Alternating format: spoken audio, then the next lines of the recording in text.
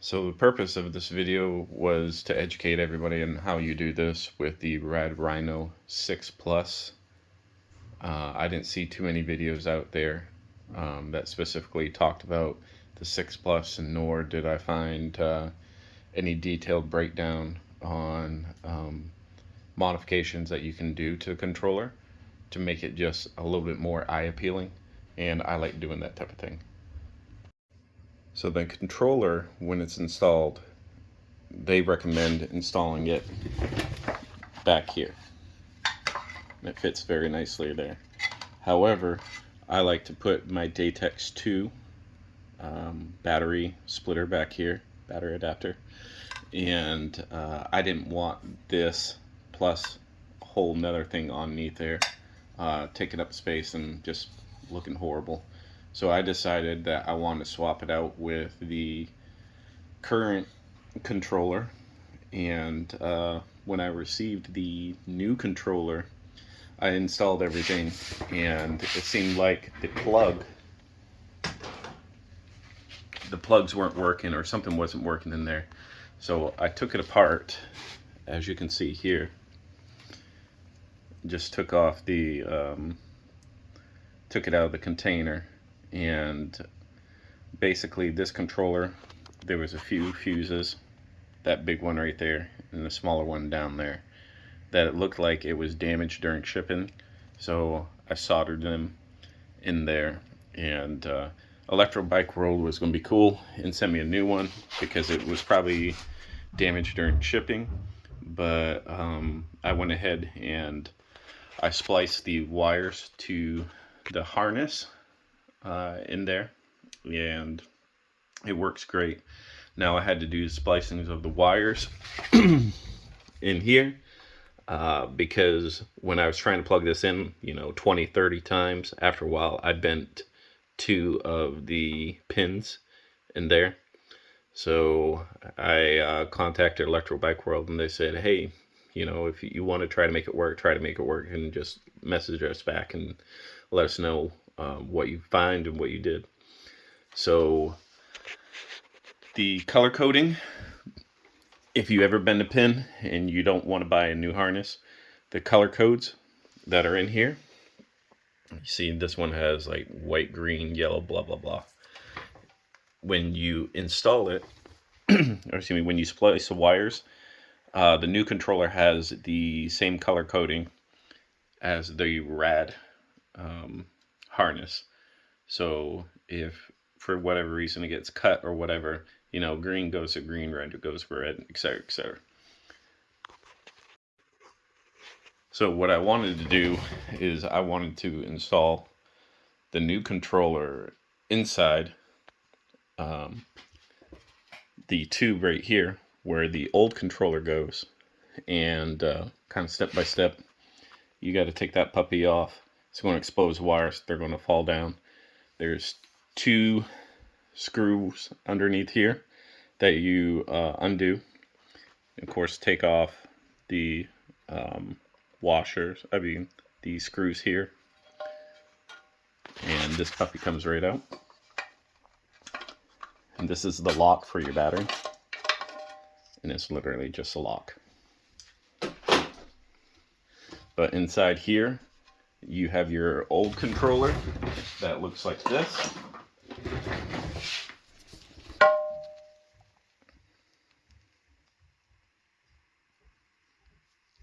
It fits up into this slot, just like that. And like I said, you align it with the screw holes, and boom, there you go. And then the wires, they'll go along this passage down through here, all the way to the back.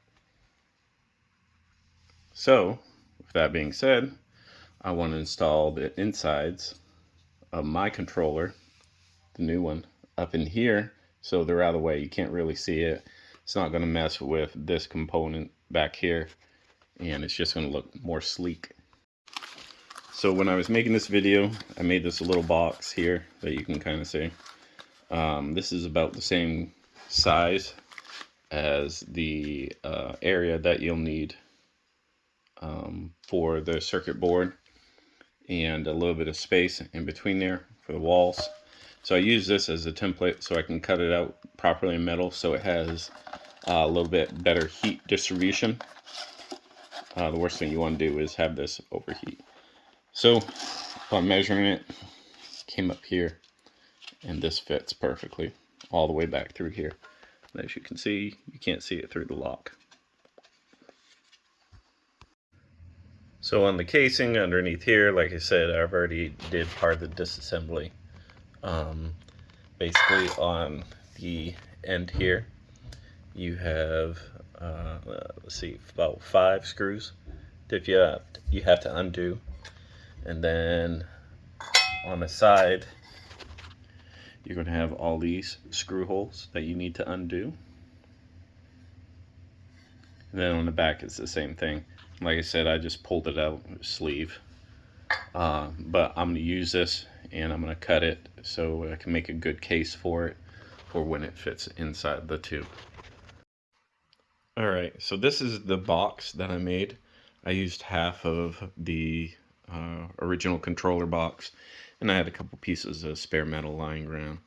And then all I did was attach them together through nothing more than super glue and hot glue, because I know it's not going to move in there. It's an extremely tight fit. You can see it chewed up a little bit right here. I'm trying to fit it in, but it fits in just right. And I'm going to use the holes underneath. Let's see, right there. See those 2 holes? And I'm going to put adhesive in there, and it's going to ensure that this doesn't really rattle around in there too much. I'm not too worried about it, but like I said, I don't want it to pretty much cause premature wear or anything. So as you can see, the speed sensor and the power are both going to be right there. The motor hookup is right in there. And as you can see, here was an extremely tight fit, but I think it will work. I just need to tighten this up just a little bit more, push this up, tighten it up. But you can see the key will be able to lock with it, and the controller is now inside the frame instead of out here. Like I said, the only reason why I did that was just because I didn't want the view of tons of wires out here. I don't really like that. Plus I like to mount a second battery on the back, and yeah. Alright, so I finished installing the wiring that goes down through there. As you can see, it's not great, each individual wire strand being in there, but I kind of secured it together with a little bit of electrical tape. And you can see the wire right there going down to the motor, and of course that one going to the battery. So when you snap it in,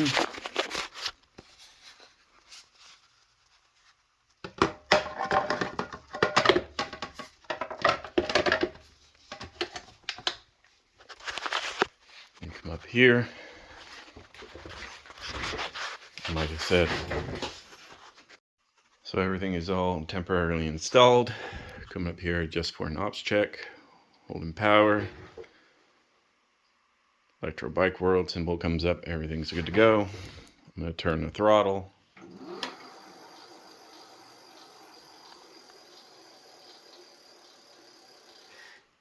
Good to go.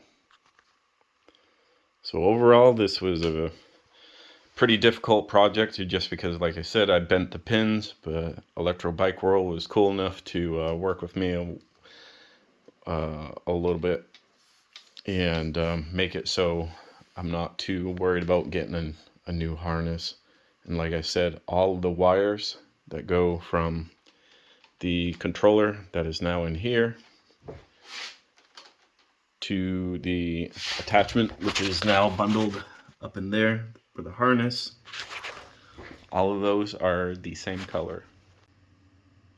So I'm going to tidy this up, and I'm going to show you the final product, and just let me know what you think in the comments.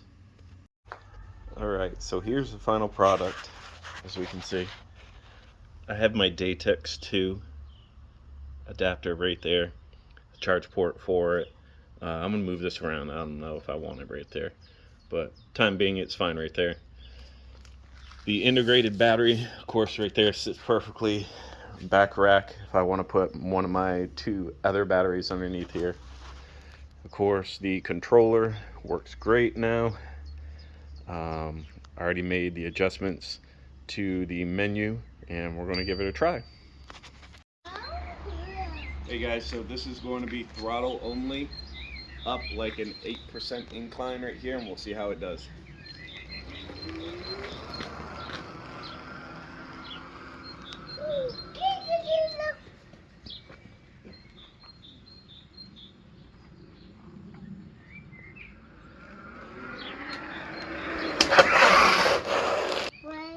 The bike is European spec with a 250 watt motor. Alright, this is us going up a hill, same hill, with a trailer and a 34-pound 2-year-old in there. Right, Jacob? Alright, let's go. Go ahead, Nomar. Go first.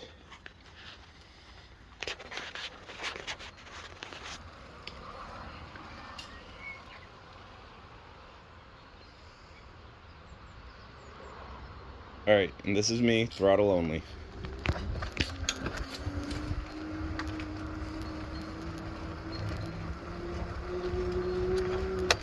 10 kilometers an hour. Alright, so I'm going to try to pull the kid in the pool behind. Say hi. I'm going to try to pull him in the pool behind up this even steeper hill with the pedal assist power at 50%. So we'll see how this goes. I might have to give it a little bit of pedaling to compensate for the voltage sag. So here we go. Ready?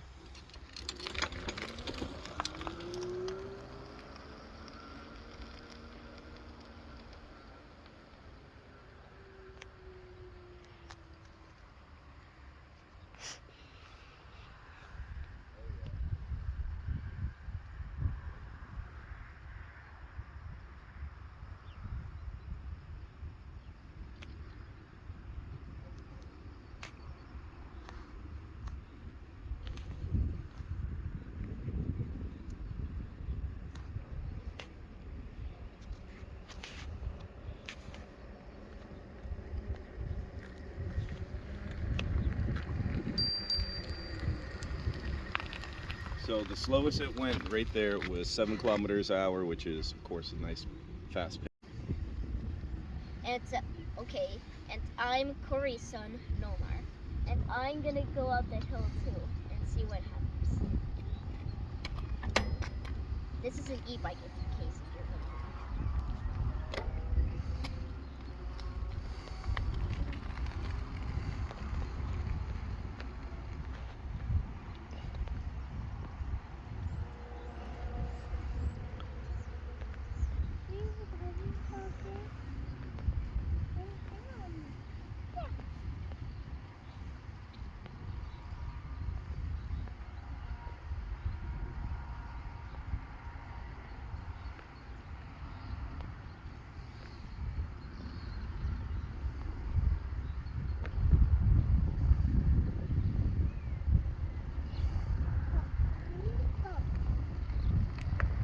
Well, what do you think of that? That was awesome. Pretty fast, wasn't it? It was very fast. Good job. Thanks. Cut. So, final overview of this. Controller is in here instead of traditional back on here. I think it looks better. Have our battery charger right here for our Datex 2. I have the kid pulling behind. And yeah, if you want yours, go ahead and hit up Electro Bike World and just request it. Like my son said, Nomar, the bike is 250 watts, regulated by the EU, and yeah, they won't know about this. But either way, very happy with it, and couldn't be more pleased. Thank you. Have a good one.